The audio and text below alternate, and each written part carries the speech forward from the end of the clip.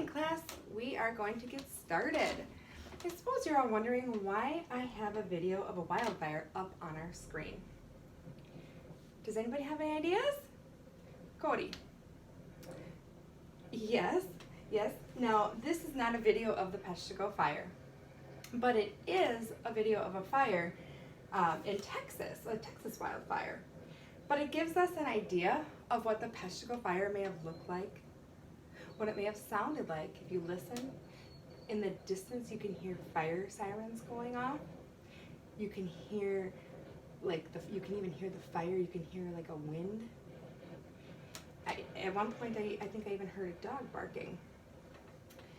You can even see some of the damage that this caused. You can hear a lady coughing, probably from all the smoke.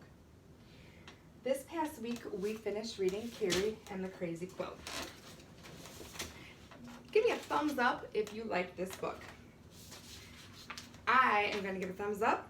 I'm actually going to give 2 thumbs up because I love this book and it looks like most of you really enjoyed it as well.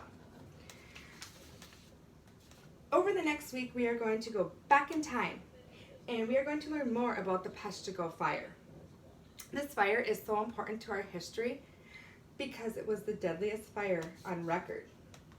I'm going to read a couple passages that I think really show how hard this fire was on the people back in 1871.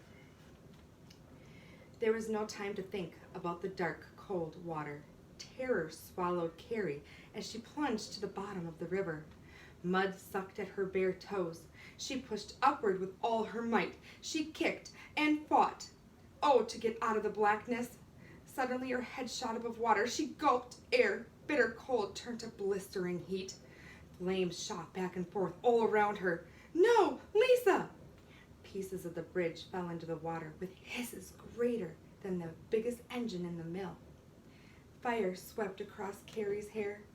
Down she went to escape. Up, down, up, down, up, down again. She bobbed without counting. She heard her own gasps.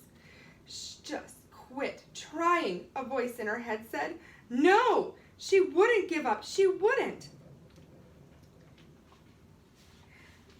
The next morning, a parade of wagons pulled into town.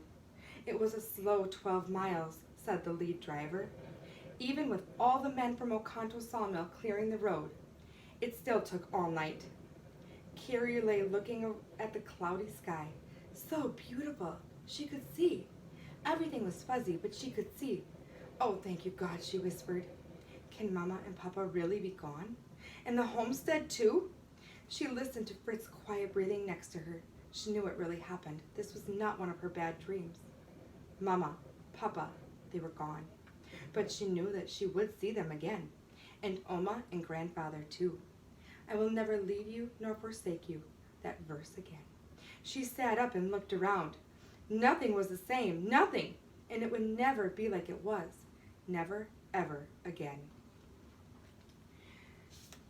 So, I want you to turn and talk to your neighbor about those passages, about how they made you feel as I read them to you.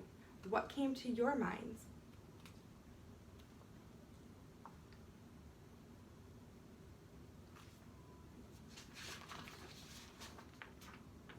Now, can you imagine having to leave all your belongings behind? Having to start over in a new place with limited money and resources, and maybe without your loved ones? Having to fight to survive. That's what this book was really about, survival. This week we will be doing some fun activities that will help you understand the tremendous impact of the fire. Our final activity, we get to go to the Peshtigo Fire Museum, where we will be able to see artifacts and hear stories about survivors. Can someone remind me what an artifact is? Emma. Yes, it's an object that was made by a man and has some kind of cultural or historical significance. Thank you. That was really good. Does anybody have any questions before we begin? As always, I want us to be super workers. I want on the count of 3, everybody in? 1, 2, 3. Super workers!